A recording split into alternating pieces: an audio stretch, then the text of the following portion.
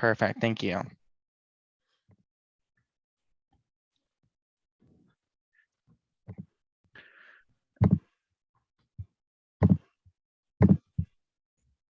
And our co-host as well. Great. Thanks so much. Megan, if you want to go ahead and get your slides up and share your first screen, I'll do a brief introduction. And then after that, you can just go ahead and get us all started. Hey, Simon, I was going to start with something I just feel like I had to start with. Of course. That's okay. So I just pasted something in the chat. I think today is a very difficult day for a lot of people. I think it's important that we're here today having this conversation, but I just want to say to everyone that this is where my head has been all morning, trying to find the right words to express to the Coalition for Anti-Racist Action about the white supremacist massacre. I imagine everyone is aware of what I'm talking about. And so I'm glad we're here today doing this, but I just wanted to start with a statement of like, business as usual to me feels really messed up. Like, and I think we're doing the right thing by creating a space to have a conversation about what is anti-racist action. But coming out of the gates with slides and just business as usual, I just felt like I couldn't do that. So as we are having our workshop today, I want to invite everyone to just think about what can you do to enable healing today in your space? Is there an opportunity for you to suspend a course, a training, or a meeting that allows people to process? Are you in a position to hold space for that processing to occur? And if your unit is not talking about how to mitigate trauma caused by white supremacist violence, today is a good day to get the conversation started. So with that, I would just like to invite anyone to raise their hand, to share a comment, share how they're doing, or put a comment in the chat, or we can simply be silent for the next moment or so, and then I can proceed.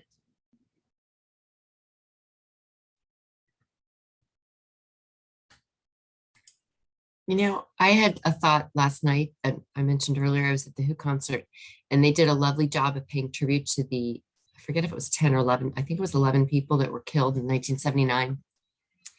And it struck me that, you know, there was this massive, you know, outpouring of love and, you know, concern and thoughtfulness toward those people. And like, damn, just, you know, yesterday in Buffalo, like 11 people, and we just go on with our life. And, you know, just the counterposition of those two killings was really striking to me. Yeah.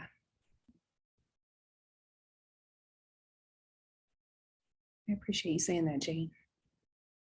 I think as white people, and I don't know if, I'm sure there are people in this room who aren't white identified, there may be Black people in this room, but as white people, it seems like we can easily get into a space where it is like, we're not experiencing oppression, so we can tune it out. We can go into spaces where it doesn't exist. We can not pay attention. I think a moment of silence would be fantastic, because I mean, I personally have no words. I mean, the devastation and really the horror, this tragedy. Let's do it. I'm going to mute.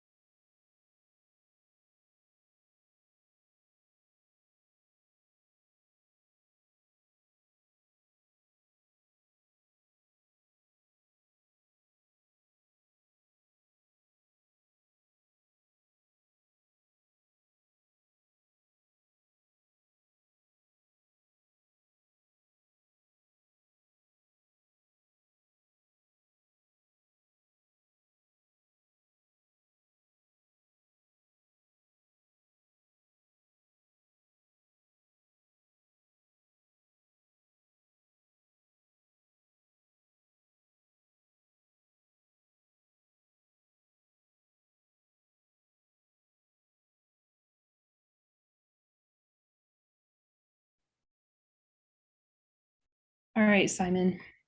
I have my slides up and I'm ready. All right, great. Thank you so much, Dr. Lankin. I mean, definitely you are showing the reason why we have you coming today and are having you lead this session for our LEND staff. For anyone who doesn't know, this is Dr. Megan Lankin from the University of Cincinnati. She is the program director for the undergraduate research at University of Cincinnati and is also the co-founder of UC's Anti-Racist Coalition. A lot of her work is specifically in mentorship and undergraduate research roles, but today we've asked her to speak more broadly about mentorship for the LEND staff and talk about how we can incorporate anti-racist strategies into the mentorship that LEND provides for the staff we have coming into the training there. And so with that being said, I will let Megan go ahead and continue her slides and with the great presentation she's put together for us today. Thank you, Simon. And thank you everyone for being here and joining us for what really is, you know, just a bit of a conversation that I hope is a small piece of a much broader conversation that continues in your space. And I've titled this Identity and Mentorship, Leveraging Your Authentic Self for Racial Equity, because I think at the end of the day, that's what it's all about. You really have to figure out who you're bringing into this work, like which aspects of you, and how can you do that in a way that is authentic? Because if it's not, I don't think it's sustainable. So we're going to explore a couple of questions, maybe get into a third. If we only really get deep into the first question, that is completely fine. It's just an hour together. And I think, you know, often depth is better than breadth in this, this type of work. If we are really cruising and we start getting into communication tendencies and how you might use your awareness of those tendencies to develop trust with trainees, we might get there. We might do that some other time. I want everyone to trust me when I say that I'm a work in progress. I've gained some experience through my position, my own work on self-examination, and my work organizing UC's Coalition for Anti-Racist Action, but I identify as a work in progress, and I hope you feel safe being a work in progress with me. I'm going to start by sharing a personal story about what brings me to this work. And I'm doing this because in this work, I think often we start just talking about what are definitions, what are action steps, and sometimes the humanity of what brings us to the work could get stripped away or difficult to detect. So I'm going to start by sharing a personal story, and to whatever degree you can listen or participate is completely fine. If you can start to think about what brings you to this work and what is your story, and is that something or pieces of it that you could share with trainees. So my story begins with the lens of 10th grade me. It was 1989.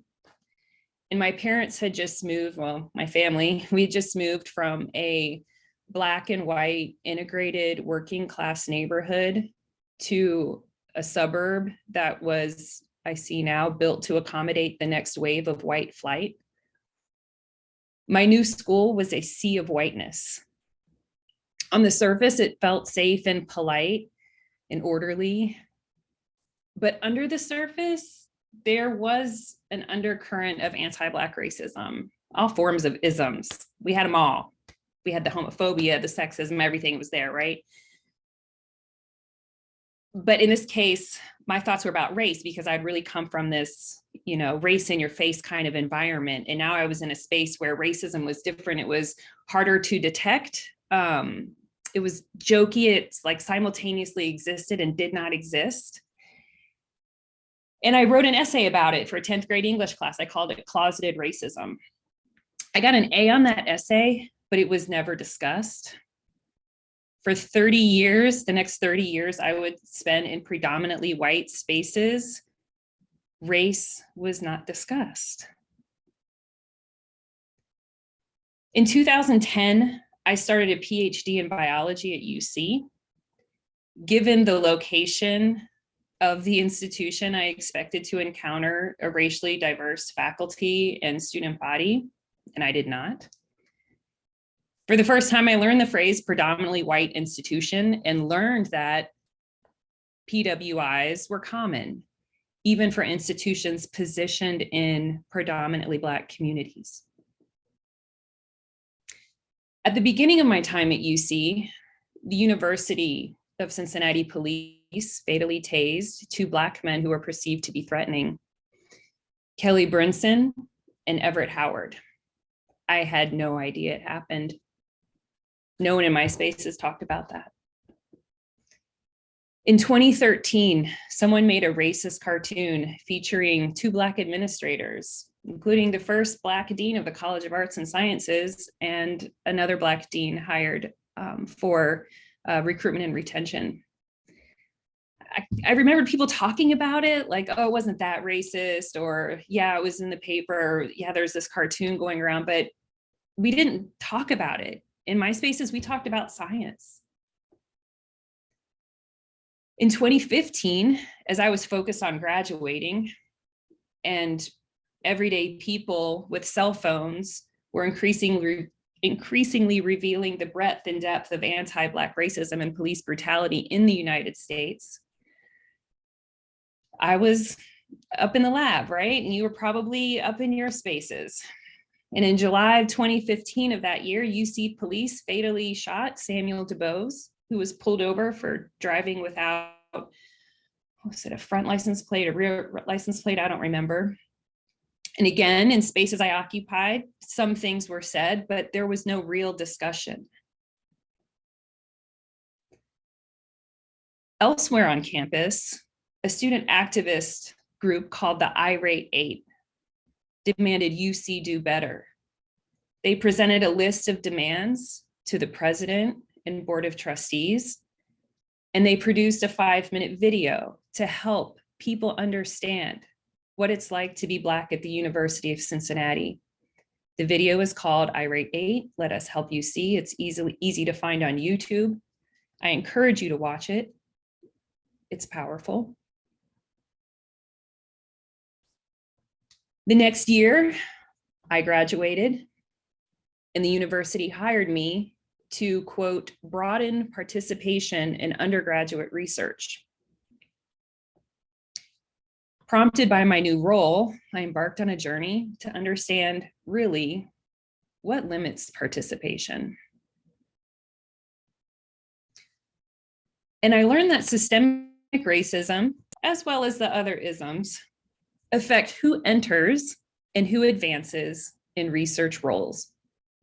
So when I say systemic racism, I'm talking about the collective of policies and practices that disproportionately exclude, harm, or otherwise hinder the success of a racialized group. And in our community, this is especially Black people. Of course, we cannot deny the atrocities and exclusion committed against Native Americans, Latinos, and other people of color.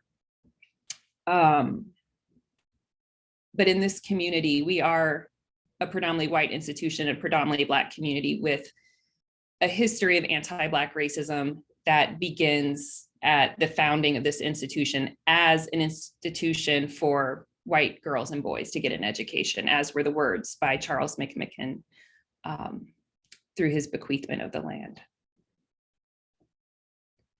So what are policies that prevent people from accessing research? It could be a GPA-based access to research training. Oh, you don't have a 3.5. Well, even though undergraduate research is a retention tool, research is a retention tool for students, we're going to set a really high bar for you to access opportunity that, you know, if you came from an under-resourced school, it's going to be kind of tough for you to get in. Another policy is like no requirement for training in mentorship best practices, no requirement for those who are training, you know, working with trainees, no requirement for them to have, you know, created a statement that helps the trainees understand what is their mentorship philosophy. Do they engage in mentorship in a way that is culturally a policy that, like equity work is typically not included in the workload of mentors. So it's an extra. And when you have so many competing demands, it can be very hard to prioritize.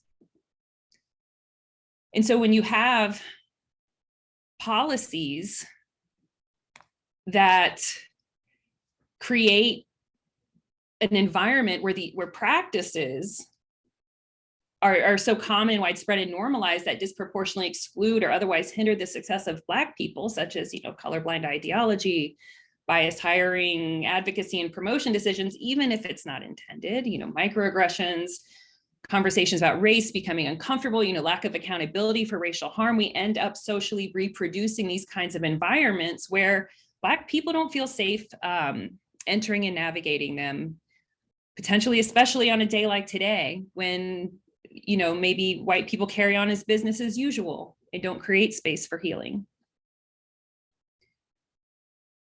Why wasn't this part of my training? Is it part of your, I wonder, like how many of the people in this room were brought into their field with some kind of education about the exclusionary harm that has been accommodated within their discipline or the institutions that they've been a part of. One of my early days on the job, as I was starting to realize the system was rigged, I ran into Carol Tongmack, someone I'd worked with as a student. And she gave me a big friendly wave like she does. And I noticed the shirt under her blazer said, "End polite silence." It's the same shirt I'm wearing today, different color. Those words hit me really hard because it made me realize my own polite silence from childhood, from that time in 10th grade. So I embarked on committing to self-examination and learning how to leverage my voice and become more active. So when George Floyd happened and a nation took to the streets, I made a sign that said "Silence is violence" and joined them. And my neighbor Cliff wanted to talk to me about that. He was like, "Megan, can I speak to you for a minute?" He caught me outside one day after a day of protesting.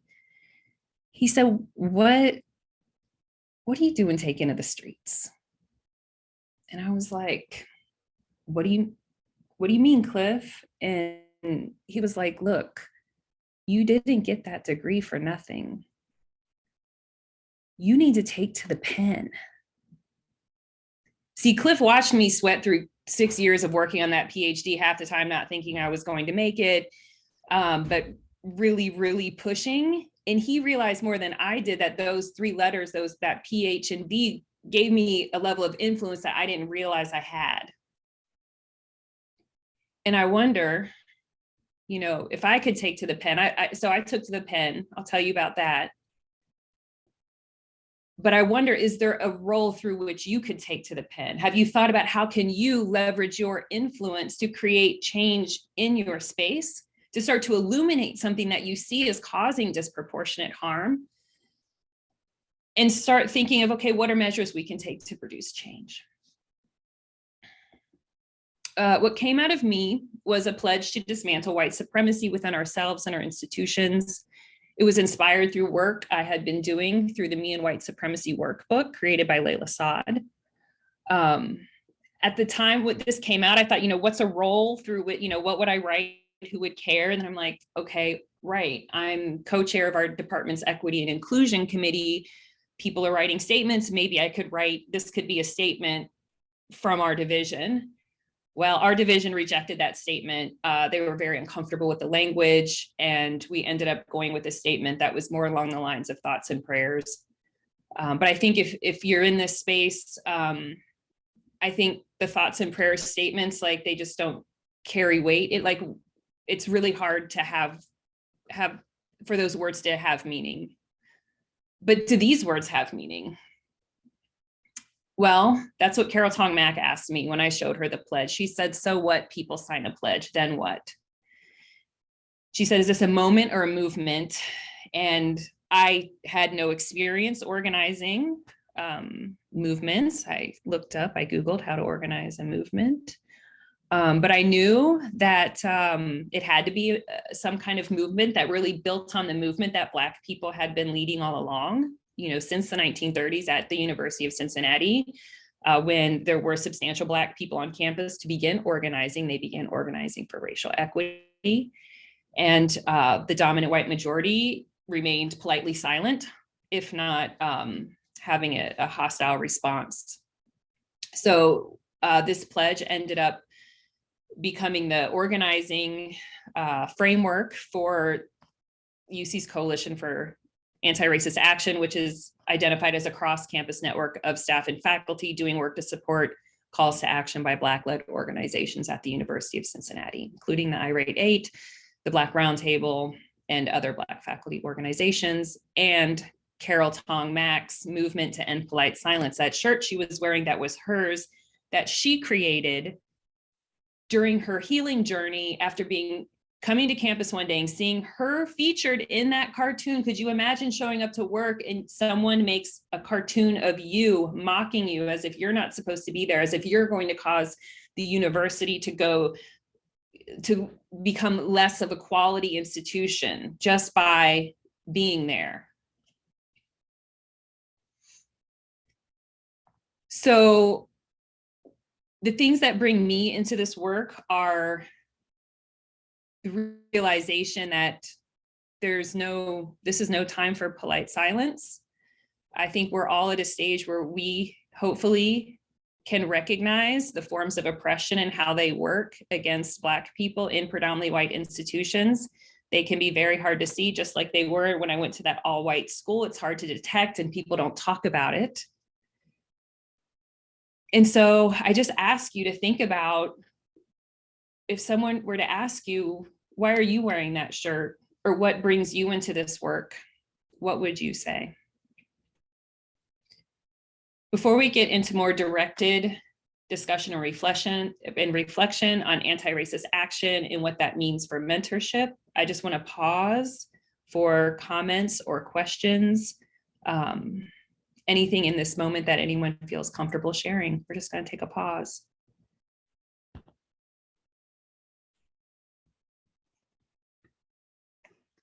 Megan, first of all, I want to really thank you for opening it up and giving us a chance to really think about what happened yesterday.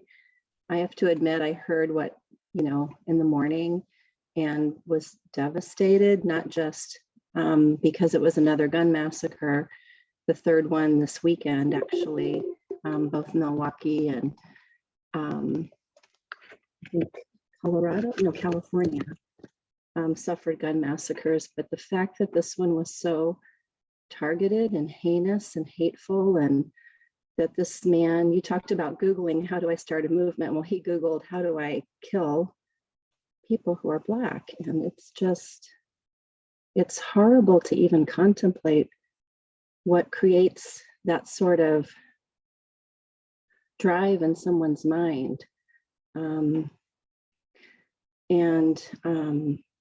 Your comment about taking to the pen is really important for all of us, because we're in a super privileged place, not only being, white and middle or upper middle class, but being educated, and most of us writing for a living. And that's really powerful. And I really appreciate you bringing that up. And I just want to share, Leslie and I both work with a department that has been working for some time to try to bring in more people of color into the profession, and doing a really great job, I think, at trying to increase that, working with the McNair and other programs at the university.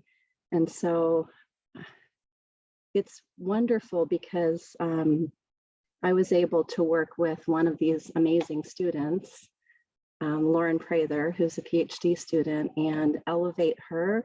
And I keep thinking about ways to put people who are Black and of color and really competent and qualified into the spaces that we're in, like giving up space to see them achieve. And she wrote a wonderful proposal that we mentored her on, and it was approved as a diversity supplement by NIH. And it's like that pen can be a lot more powerful than going out with signs and marching, even though I did that last summer and when it happened to George Floyd, and that felt good to do something. I feel like we can do a lot more.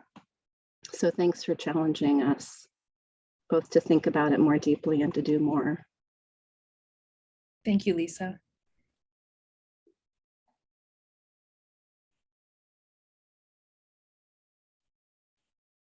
What other thoughts are circulating out there in response to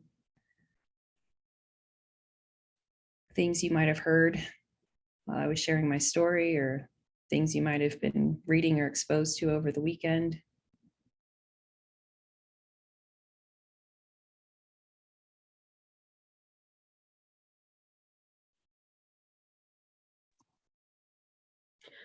I think for me, the predominant feeling over the weekend was one of exhaustion, of here we go again.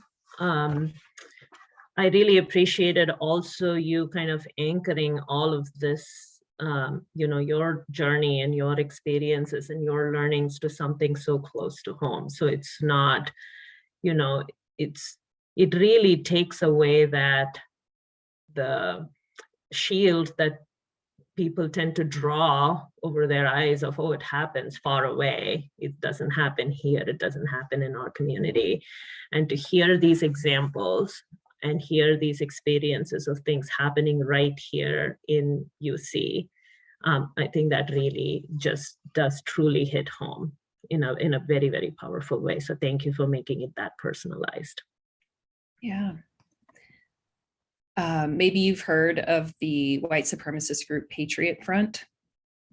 You may probably familiar with the Tiki Torch group that was in North Carolina, and the woman was killed during the march.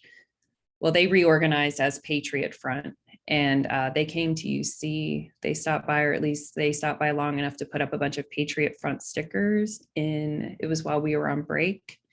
And someone from the coalition alerted others in the coalition, like, hey, Patriot Front stickers are here, they're on campus, and we've contacted security, they've been removed. But are we ready for them to come back?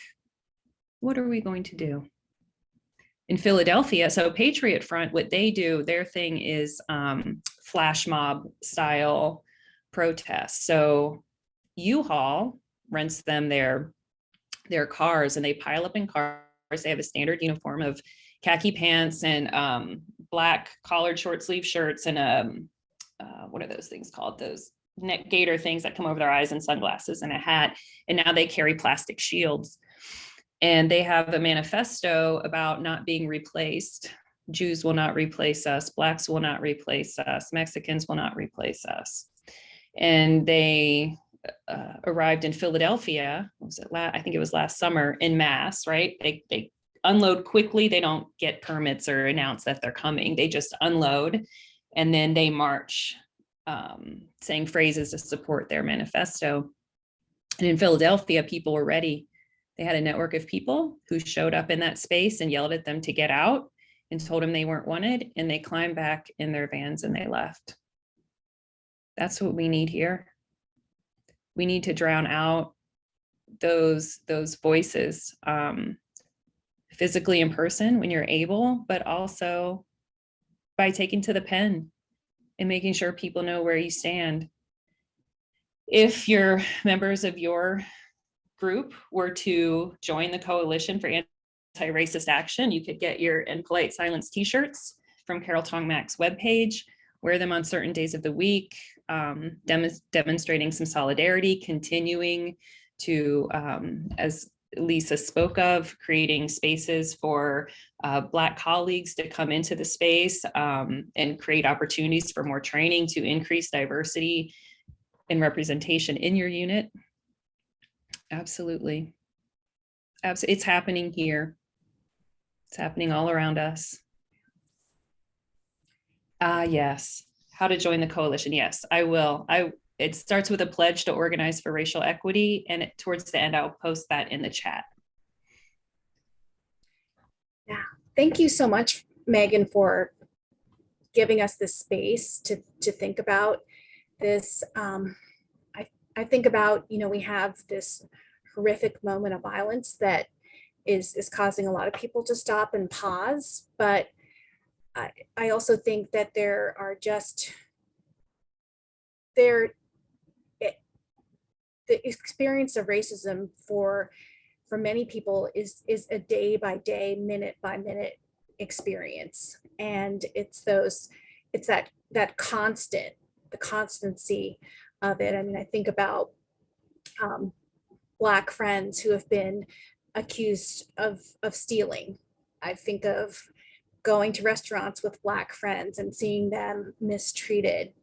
And even in the past 2 weeks, I had a friend who was mentioning that he had been hit by another car on the highway, and the police officer started questioning him about, well, were you doing something that, were you like driving crazy, instead of focusing on the person who had clearly hit him.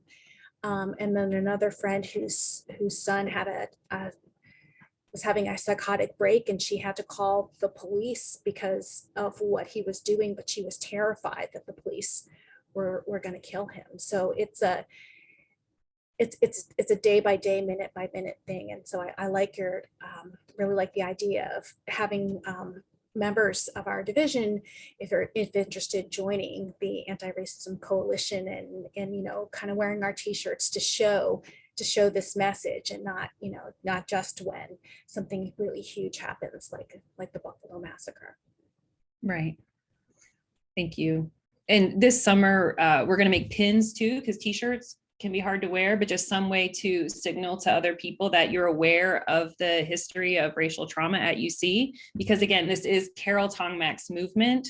We are part of a dominant majority organizing to work collaboratively so that it's no longer just Black people advocating with those in other racial groups, not standing up with them and fighting with them and leveraging influence with them.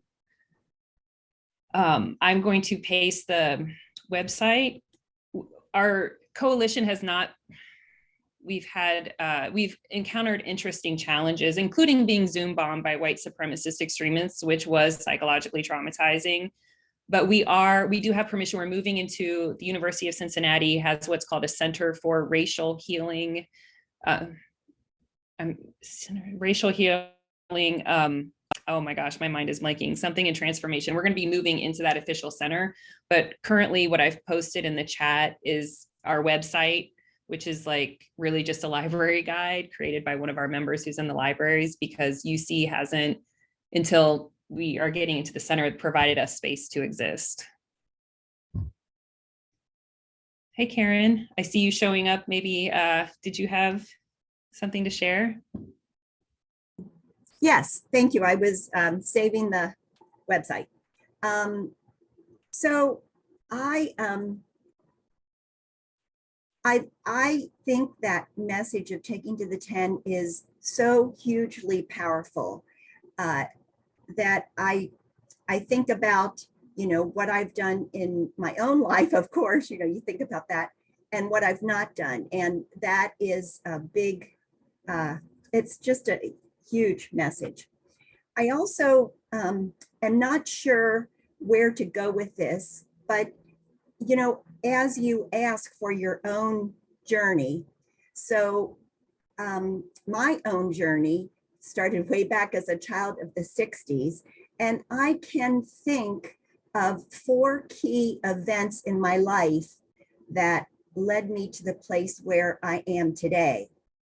And they are actually a series of fortunate events, And so what I also love about your message is sharing this, my own vulnerability, and sharing this not only with this group, but sharing this with students, trainees, and what a powerful way that is to, I saw in the book, Study of Ancestor, that is the way to grow the ancestral knowledge. Then it becomes, memory, then it becomes memory knowledge. And that's very powerful. So the other, and so I'd be happy to share those 4 key events if there's a space that you want us to do that today, or maybe in a future LEN training, because, or a LEN session with all faculty, because it just feels like it takes practice. 1, to do the self-reflection, and 2, to say it, because you don't want to use any words that are harmful or hurtful. And I need practice at that. And so the last thing I wanted to say was, apologies are not enough. That's what I feel. I'm embarrassed, more than embarrassed. I'm apologetic, more than apologetic. I'm not sure, what to do about the events of Sunday. But that's my message. Apologies are not enough. And so you've given us, because I want to apologize for my whole race.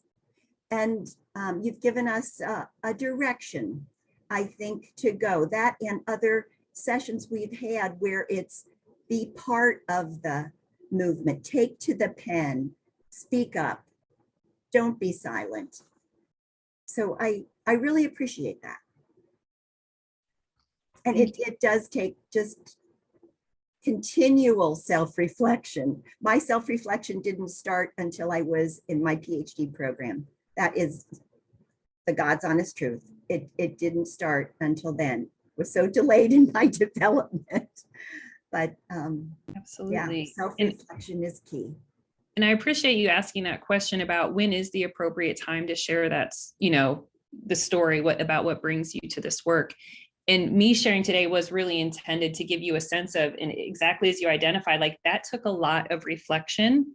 It took a lot of time to develop. And so in speaking with Simon and Tanya and some others, like this conversation is just the beginning. So we would like to create a space for you to share with 1 or 2 other colleagues, and to have that time to have that conversation, and then come together and share some common themes that emerged from people sharing their stories. Today is really more about really deepening the understanding of what is anti-racist mentorship, because that word can be interpreted in different ways. So it's important that we have a shared vision and a shared sense of where you can go as an individual with that, and then where you can go as a group with that. And if we can start to deepen that understanding and start articulating that, I think we'll have done a great thing. So let's do that. As I was speaking, you may have noticed that I wove in a definition of systemic racism.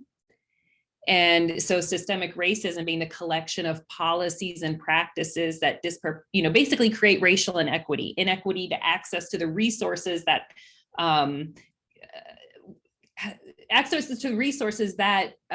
white people tend to have more access to. And so then there's racial disparity.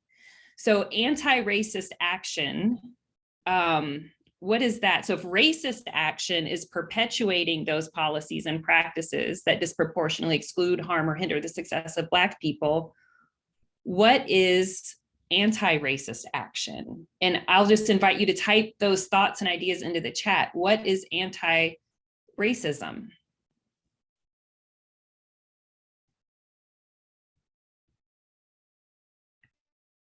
And if typing in the chat is difficult for you right now, you can also raise your hand and I can call on you. If you have a hard time finding the raise hand button, you can also unmute.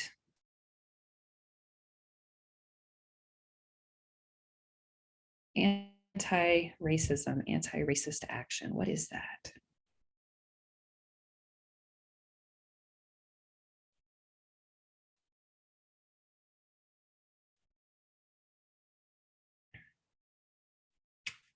I can understand there could be like, I don't know how to answer that question, or maybe just a fear of putting thoughts and ideas out there.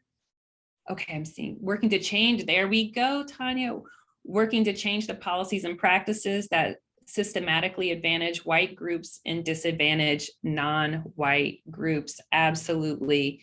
So it's focused on, first you have to identify what is that policy or practice that's happening, because it can be hidden from white people who aren't disadvantaged by it, because we might think, hey, I worked hard to get here. It didn't, you know, I got here fair and square. Why, you know, shouldn't other people? Jen Smith says, speaking out even when it is hard and when it might not directly impact you. Yes. Karen says, actively taking a stand. Yes, all of those things. I'm going to share a story about you can take anti-racist action as an individual, or you can organize a group. So when you speak of actively taking a stand or speaking out, that's more of a one-on-one action. And getting to that point takes a lot of self-examination and practice, because you could certainly shut somebody down or, you know, burn a bridge with someone when there could be an opportunity to help them understand.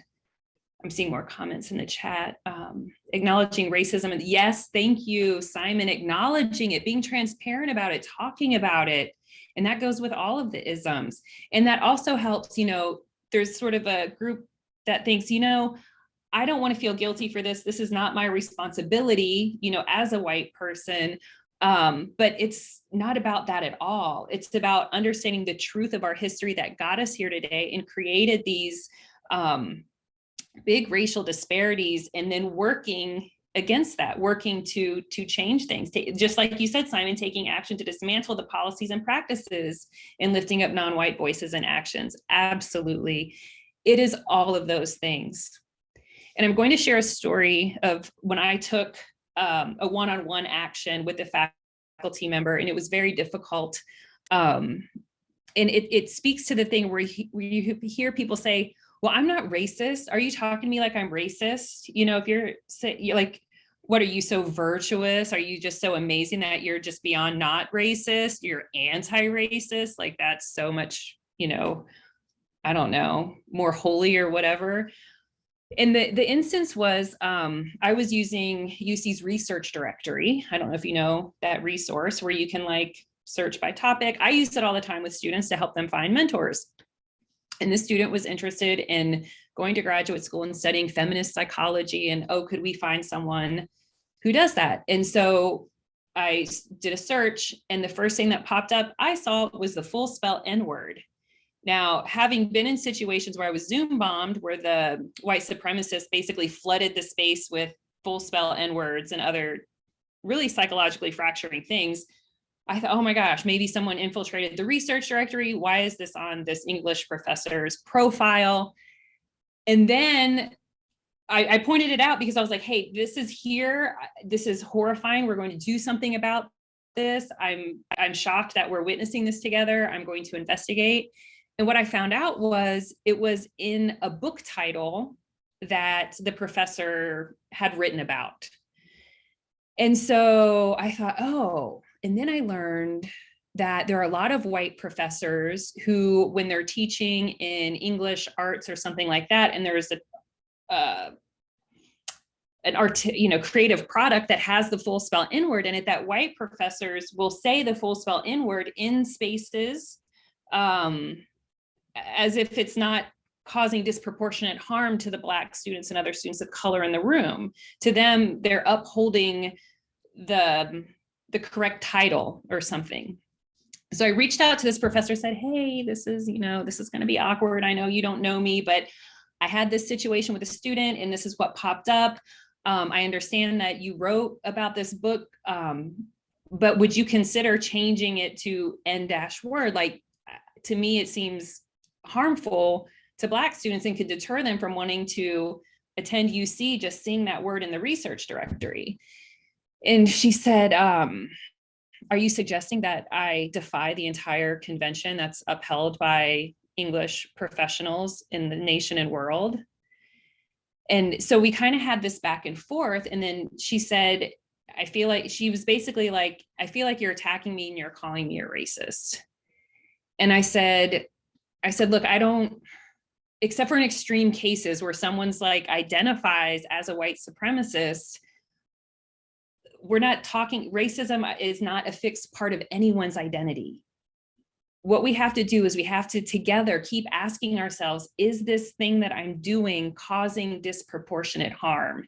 Is it disproportionately excluding? I said, where a white student could see that and think, oh, they're upholding the conventions of English. I guess that's what they do.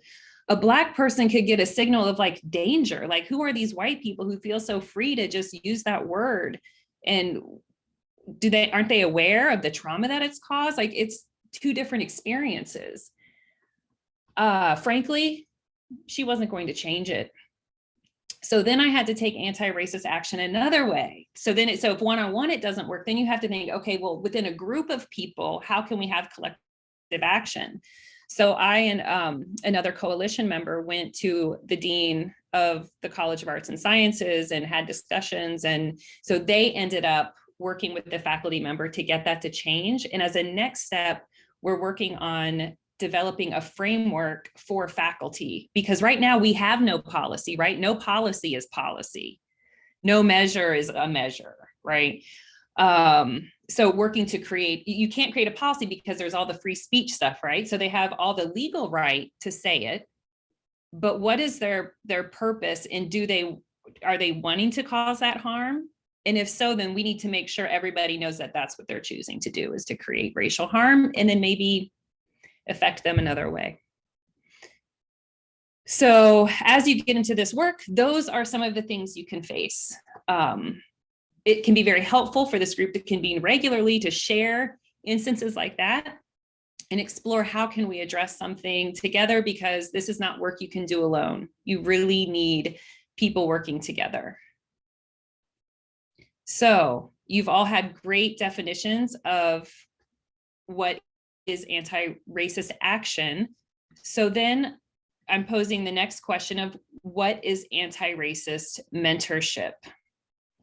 And I think I just want to type into the chat here. So anti-racism and mentorship are both super complex terms, right? They're all composed of lots of things. So with this idea of illuminating policies and practices, doing the work needed to be able to leverage my voice and influence and encourage others to do the same, all of that with anti-racism. And then in mentorship, I'm just going to type this stuff into the chat. You want to think about recruiting. Okay, what an important action. Okay, something. Oh yeah, that was another comment. So in mentorship, you want to think recruiting. How are you recruiting trainees from diverse backgrounds? Your orientation into the space, into the mentorship space. How do you orient your trainees? How do they become aware of your mentorship philosophy? How do they become aware of your intention to create an environment where you are working to produce racial equity? It requires some intentionality. How about the training that you provide to your trainees? Does that include some of the discussions that we've kind of agreed have kind of been missing from our training? How is that incorporated into their training? What about your meeting structure? Is there time for discussion about, in reflection on ways in which your field has been complicit in systemically excluding Black people or causing harm to Black populations? What about, how you align expectations? Aligning expectations is one of the key foundations of research or mentorship best practices. Aligning expectations with your trainees. How is that done? Is it done with one person dictating the expectations to another, or are the expectations co-created, where maybe as the person on the upside of a power differential, there are certain non-negotiables, there are certain expectations you have, but there's so many ways that the work can be conducted where those expectations are co-created so that the trainee is best able to meet that expectation. And here I'm thinking of things like expectations about how often will you communicate? What are your communication platforms that you'll use? Is there sacred time? What is the protected time? What if someone can't attend something? What if there is an event on a local, regional, or national scale that is so traumatic especially to the identity group being attacked? How will you handle that? Will you be able to have a time for healing? So there's also, when you think about mentorship, as a mentor, you're disseminating work. Is that right? Do you disseminate work together with your trainees? How do you co-create that work in a way that addresses, speaks to your intention to produce racial equity? Disseminating work. And then also in giving feedback and celebrating. So understanding that anti-racist mentorship is really approaching your role as a person on the upside of a power differential with this, you're in this amazing position to recruit and develop the research or the clinical workforce, or potential clinical research workforce, and practitioner workforce. You're in that position. How do you do it in a way that produces racial equity, that attracts people from diverse backgrounds into your space?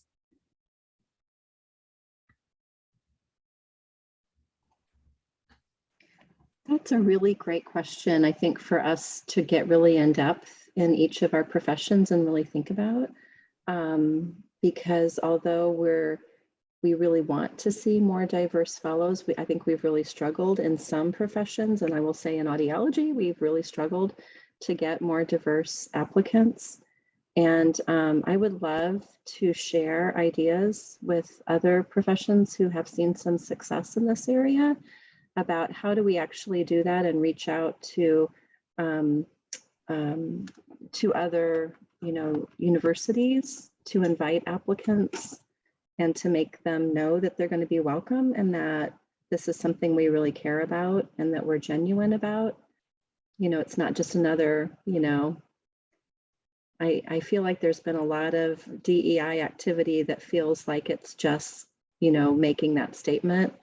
But I feel like this is something that I think we need to dig deeper on in my own profession. I completely agree. And I was thinking that perhaps we should have another session to talk about, okay, what would be our recruiting action steps? What would be our orienting action steps, our training, our aligning expectations? How do we, have those meetings, like kind of go through the whole important, list that Megan gave to us, of the breadth of the areas that we need to address, and we could all brainstorm for action steps to make a commitment. And stating your vision of what it is you hope to create, and then making sure that the actions align with that vision. Absolutely. I think in the list that you put there, Megan, the training that we offer, I think, is obviously we're always going to continue to improve and grow. But I think once we get the trainings in, we create a space that, and I apologize, my coworkers are very loud in the background. But we create a space, and we've heard from both non-white and white trainees that they really feel comfortable. We spend a lot of time interweaving anti-racism, elevating the disability voice, LGBTQ issues. But it is, that recruitment piece is so, we're so dependent on the universities and the disciplines themselves to make these steps. And then also the aligning expectations, I think, is definitely another area for us. And there's people that are not on this call that have day-to-day interactions with our trainees that probably need to hear this just as much, if not more, than the people on this call. So I think that those kinds of things, like Tanya Neej, I think if we, and Simon, of course, if we could organize not only just with our LEN friends, but also the clinical supervision, and like then with Jana and I working on the educator series, Yes, that would be fantastic, because all of those are overlapping, but it's all of the people that supervise our students that need to work on the orienting them to what it looks like clinically, or how to respond to a racist action of a patient and family, or those, like, we're doing those things a lot in our LEN training, and the students are actually probably getting more training than the people that they're being supervised in. Does that make sense? Absolutely. And I Okay. commend you And- for that. Yeah, I think that's fantastic. That sounds like you've already taken the initiative of integrating sort of the structural isms and training on how those operate and who tends to get excluded, and maybe even policies that have sort of created that structure over time. So that's very helpful. Yeah. And so leveraging, like, so you have strengths, right? You have progress you're doing. And so identifying that, acknowledging that, and then also continuing to illuminate like what might be areas to continue developing. Yeah, I mean, I think we really have to celebrate and shout out our LEND program for everything that Steph and Jen and the whole LEND team has done for the different sessions being involved, being offered for trainees, the different activities that trainees do to highlight anti-racist action and to understand systemic racism. But I think if we could co-create that sort of recruiting, orienting, aligning expectations for all those clinical supervisors as well, that would be a really important step for us. And, you know, involving our developmental behavioral PEDS fellowship and Dr. Schumacher. Absolutely. Yeah, I just wanted to kind of, piggyback on that, and again, kind of reiterate and give a huge shout out. Like Tanya was saying, the LEND program has done such a wonderful job kind of just weaving this through part of their curriculum in just such an organic way. That's just been amazing to see.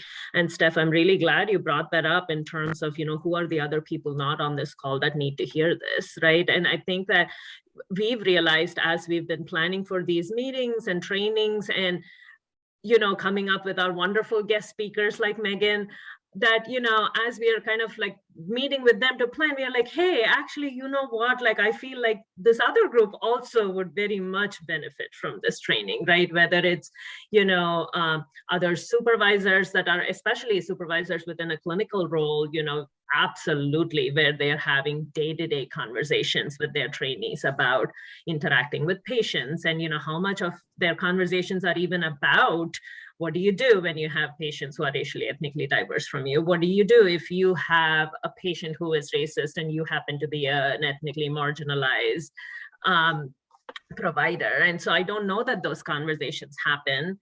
And so absolutely, we are figuring out ways to open up some of our, especially these boots on the ground trainings, to include more of our staff members and supervisors.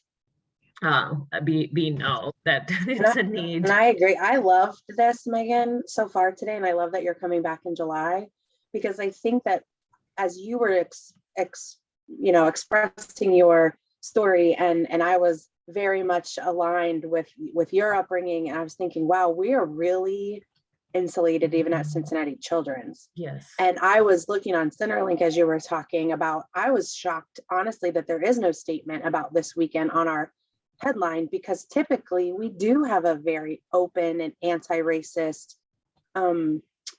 messaging, and that I feel like we even as an institution are ahead of the game. But hearing what you had to deal with the research piece, like those are the examples that we would see in very those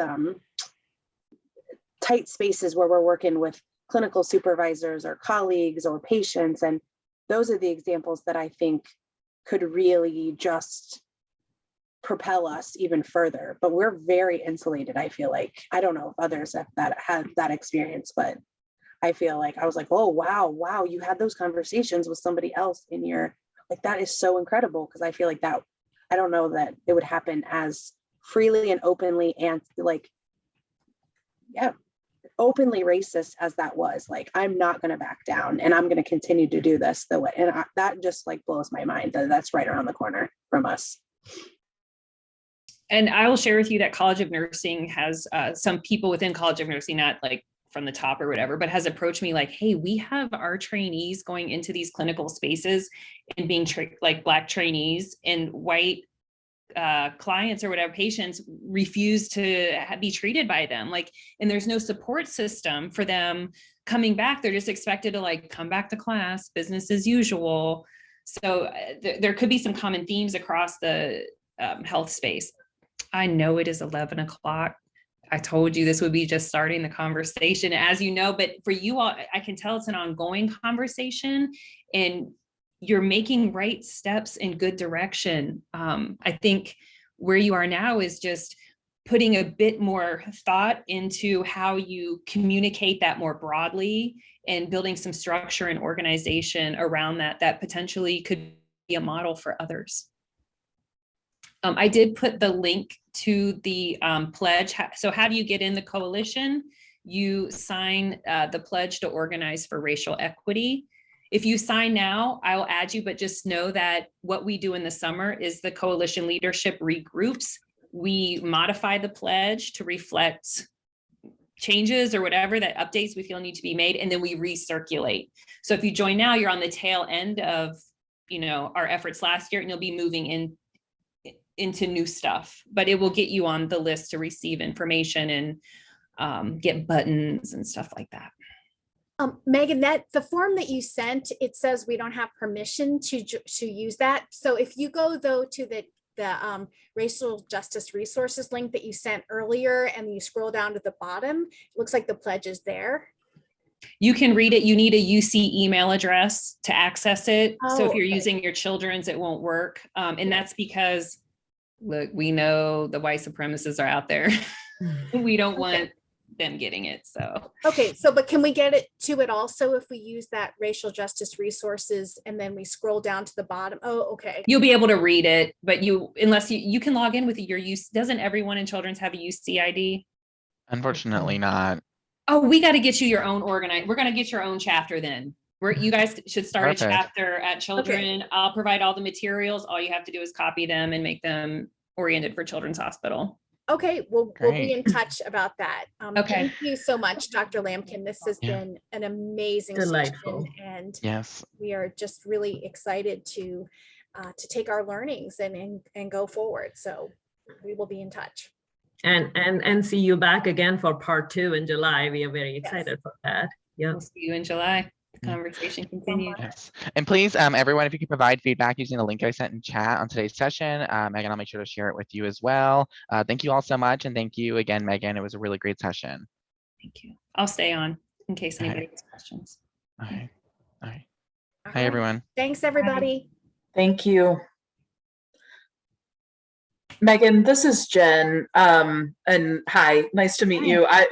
I'm the director of the LIN program, and one of the things that I would love to have some help with is, as you can see from our group, we are white women, and how do we, as a group, really reinforce to our trainees when they're coming in, especially at the beginning, that we are committed, to this, and we recognize that we are white women, but that we are allies, and we are, I guess, more than that. We're absolutely. I understand exactly what you're asking. Well, but I think it's very important for me, and I know I can speak for everyone, that that we are not just jumping on the bandwagon of these initiatives, and that we're not doing it because we have to. It's because we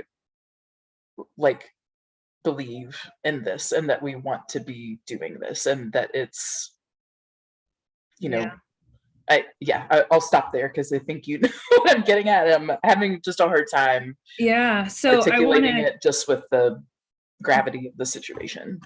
So you have to think about, how do people experience your physical space when they walk into it? Are they bombarded with images of white women? Are there people of history, like white figures in history, that are maybe elevated in statues or plaques or something like that? where those people are problematic. For example, in the College of Nursing, they uphold Florence Nightingale, who has, the Native American people absolutely reject her as this embodiment of care or whatever because of the harm that she caused to Native Americans. So what kind of images are people facing as they come into your space? What kind of messages are they receiving? And then, so if you want to provide messages that you want to convey, you have to create space for that, and it has to be authentic. And so, for example, if you were working to recruit with a group, I think if you could articulate your understanding of how your institution has disproportionately excluded Black people from entering the profession, and maybe not your institution in particular, but understanding how the whole system works from, so much of it is like federal law or state law, like how our schools are funded by property tax. Like, that is so messed up, right? Like, so all of those things. So it's not all like your unit's like fault, you're just part of the system. So then it's like, okay, now that we realize that here we are, maybe 95% white women, how can we take our authentic selves and convey authentic expression that and do authentic work to attract more people of color? Have you had people, like Black people especially, come work for you and then leave? No, we haven't. I think where we struggle is from a faculty standpoint, especially, just because of what all of these ladies have already talked about, that kind of starting that pipeline of professionals that are from other backgrounds and being able to build that. I think we're starting, but I think it will take years to see that on the other end from a faculty standpoint. I will say one of the things that I take comfort in is with the folks that come in that are like us, white women, that I think we can serve as a good model, for them to be able to kind of go out into the world. I hope that it's the case that our folks that come from minoritized backgrounds, that they feel safe in our space. And I think they do within the LEND program, but I don't know beyond that. And I know, like Sally, for example, we can think of a particular trainee that we had that, was placed in Mason for her clinical placement and would reflect on just her driving, to the clinic, and just her experience when she walked in the door, like what you said, with the families that she would see. So yeah, I'm just kind of blah, blah, blah. That thing that you said, I really hope they feel comfortable. I think that's an important thing to say whenever there's especially a person of color or a disabled person. Like, I hope you feel comfortable in this space. We're committed to doing everything. If anything makes you feel uncomfortable and you tell me, I will do my very best to address that harm. Just being very transparent about those intentions. I would also support, because anti-racism it's a measure towards racial equity, right? And there's so many inequities in terms of professionals being to access those professional positions in your space. So could you hire a cohort of people to increase representation, hire, specifically Black, other people of color that have been in people with, disabled people with different marginalized identities? Could you create a hiring just for them? Now what's difficult, right? Because it's supposed to be equal opportunity. So it gets super challenging, right? Like, we've talked about that in our unit. But if you create also specific responsibilities that are related to connecting with Black clients or Black patients and helping them feel supported in their space. I think it would be hard for a white person to outcompete a Black person for that position.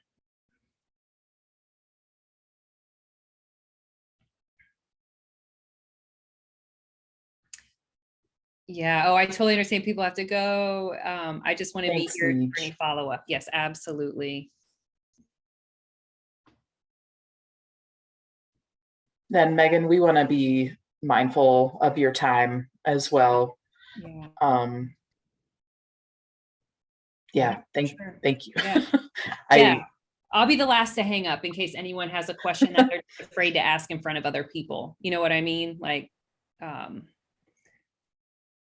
Carrie, I see Carrie's here, and Leslie and Jacques. And I apologize if I'm not saying that correctly. I would love for you to tell me how to say it correctly. But I see you're here, but you haven't spoken, so I want to see if there's a comment. Sorry, I was